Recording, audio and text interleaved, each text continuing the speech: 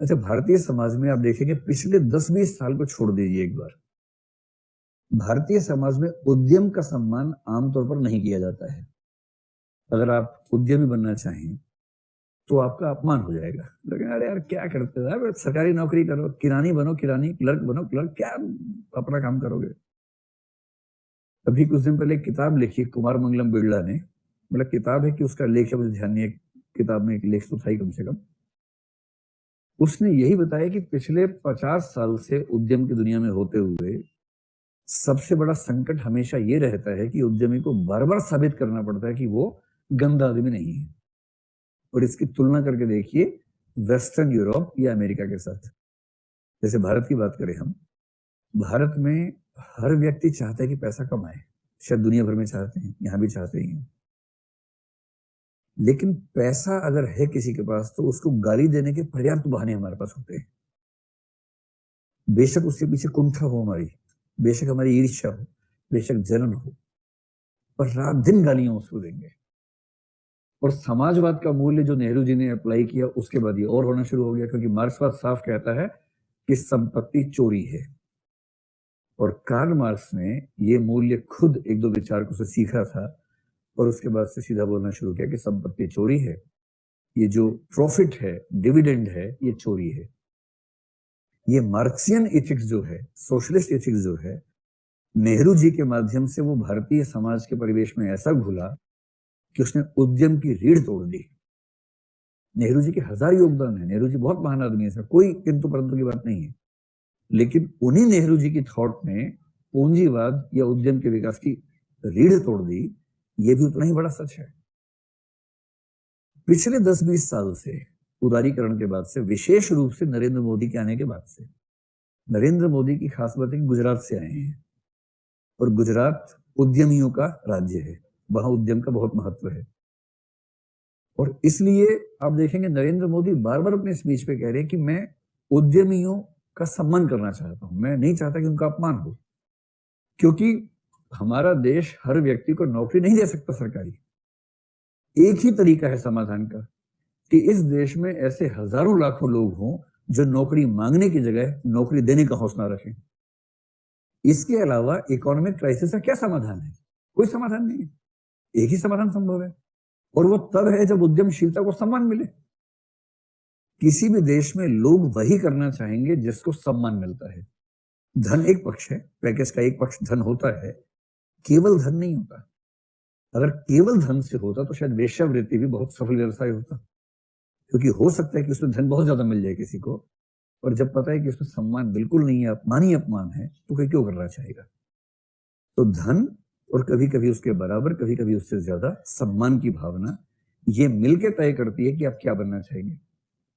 IAS बनने की प्रेरणा में धन से ज्यादा सम्मान की भावना काम करती ही है, और आप सब लोग जब उस उद्देश्य में आए हैं तो इसका मतलब है कि सम्मान का भाव केंद्र में है ही।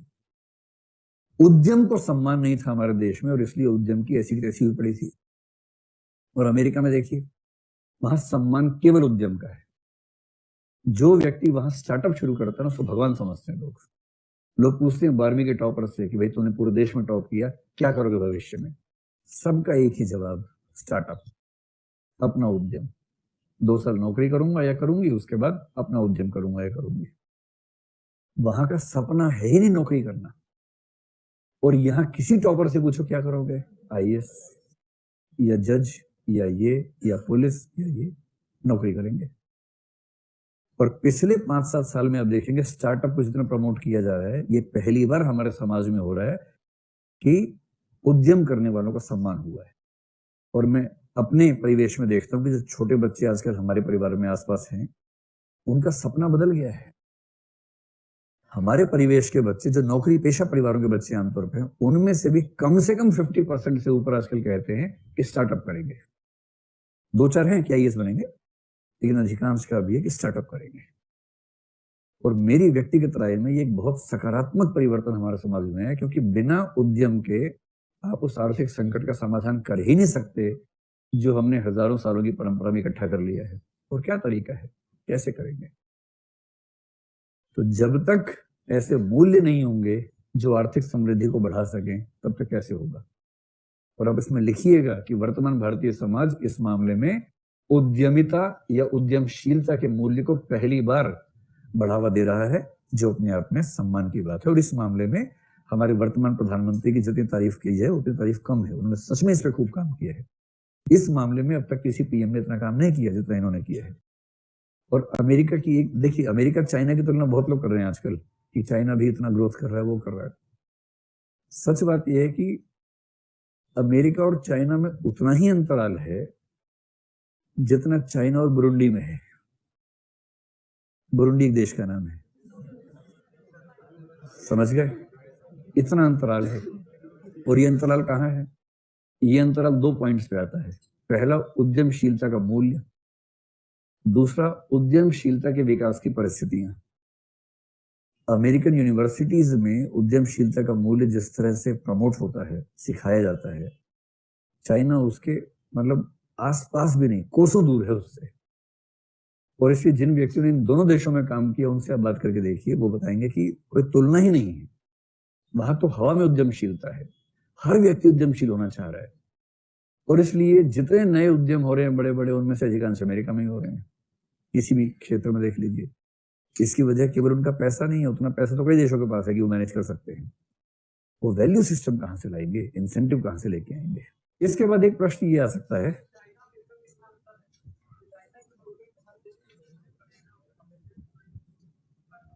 ये कह रहे चाइना अमेरिका में इतना अंतर है तो चाइना के प्रोडक्ट हर देश में क्यों भरे पड़े हैं?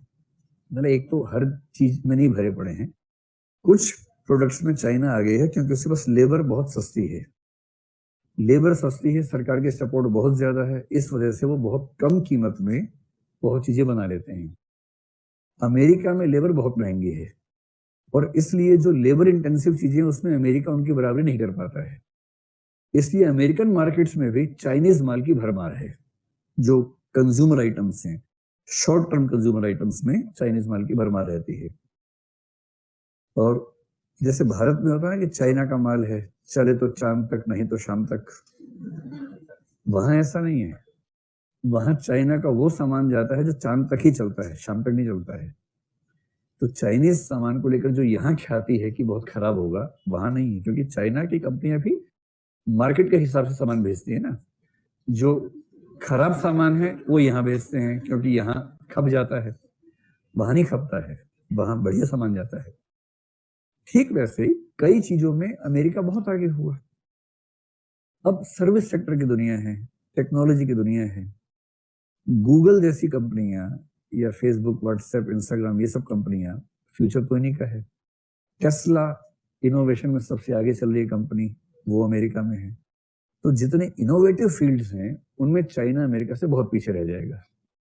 और जितने ट्रेडिशनल फील्ड्स हैं, अब जैसे आपने सुना होगा कि भारत ने अमेरिका के 10 उपग्रह छोड़े, है ना? ऐसा सुनते रहते हैं, अभी आजकल में भी शायद हुआ है कि होने वाला है। अच्छा, जब पहली बार आया तो मुझे बड़ा गर्व हुआ इस बात से कि चलो भारत ने अमेरिका के उपग्रह छोड़े, वाह क्या बात है। फिर मैंने सोचा कि ऐसा क्यों किया अमेरिका ने? इसलिए किया कि सस्ता पड़ता है। वो नहीं छोड़ सकते ऐसा थोड़ा ना है, वो छोड़ ही रहे हैं। उनको लग रहा है कि इन्होंने सीख लिया है, छोड़ रहे हैं, तो 2-4 बम पटाखे इनको दे देते हैं कि चलो हमारे भी छोड़ देना, भी छोड़ दो हमारे भी। हम खुश हैं क्योंकि हमें इससे काम मिल गया। जो एंटेक्स कॉर्पोरेशन है हमारा, उससे कुछ कमा लेगा। लेकिन अगर वो हमें काम दे रहे हैं, इसका मतलब ये नहीं है कि वो ये काम नहीं कर सकते। शायद वो हमसे बेहतर कर लेंगे, लेकिन उनको क्योंकि बहुत सारे काम करने हैं तो उन्होंने जानबूझ के आउटसोर्स कर दिया। तो चाइना अमेरिका में अंतर रिसर्च लेवल में, वैल्यू सिस्टम में, उस अंतर की बात मैं कर रहा हूँ। कुछ मामलों में तो चाइना आगे है ही। अब ओलंपिक्स में चाइना आगे है, लेकिन उसका महत्व नहीं है। चाइनीज प्लेयर्स के बारे में दुनिया भर में समझ, अगर कभी आप पढ़े ओलंपिक्स में जो लोग गए उनकी डायरीज पढ़ें, चाइना के प्लेयर गोल्ड मेडल जीतते हैं पर खुश नहीं होते। वो 3, 4, 5 की उम्र में वो प्लेयर्स को चुन लेते हैं कि इसकी फ्लेक्सिबिलिटी है, ये इस गेम में ठीक है, ये इस गेम में ठीक है। गरीब बच्चे हैं, उन गरीब बच्चों को सरकारी हॉस्टल में डाला, खिलाना शुरू किया। दिन भर में 8-10 घंटे खिलाते हैं। स्पोर्ट्स के जो उनके टीचर्स होते हैं वो इतने खूंखार होते हैं कि उनको मार मार के इतना अभ्यास करवाते हैं। और अभ्यास करते करते वो इतने एक्सपर्ट हो जाते हैं कि दुनिया भर में सबको हरा के आ जाते हैं। उसके बावजूद उनको खुश रहना नहीं आता। अब अमेरिका की जो प्लेयर्स होंगे वो इस कंडीशन से नहीं गुजरेंगे, क्योंकि वो लोकतंत्र वाला देश है ना। डेमोक्रेसी वाले देश में ऐसी हरकत आप कर ही नहीं सकते हैं। इसलिए अगर अमेरिका स्पोर्ट्स में चाइना से हार भी गया तो ये कोई बहुत बड़ी बात नहीं है। ऐसी जीत को बहुत सेलिब्रेट कर नहीं सकते, क्योंकि जो जीत रहे हैं वो खुद से नहीं जीत पा रहे हैं, ये भी एक सवाल है। वो खुद अपने जीवन से कितने खुश हैं। इस पर बहुत अच्छे अच्छे आर्टिकल्स आए थे कई बार कि चाइनीज प्लेयर्स को देख के लगता है कि वो सेना चल रही है, सैनिकों जैसे हैं। वो खिलाड़ी नहीं है अंदर से, वो सैनिक हैं। और खिलाड़ी अगर सैनिक हो गए तो फिर इसमें खुशी की क्या बात है। जैसे भारत कहे कि हम चाइना से पीछे हैं, और भारत में जो आजादी है अगर उसे खो के उत्पादन बढ़ा भी लिया तो फायदा नहीं है उसका। उत्पादन कम ही ठीक है। लड़ियां चाइना से मंगवा लेंगे, कोई बात नहीं, और आजादी के साथ रहेंगे। उसकी अपनी कीमत है ना भाई, उसका मूल्य ज्यादा है। आजादी से बड़ा मूल्य क्या होता है। तो चाइनीज आदमी को जब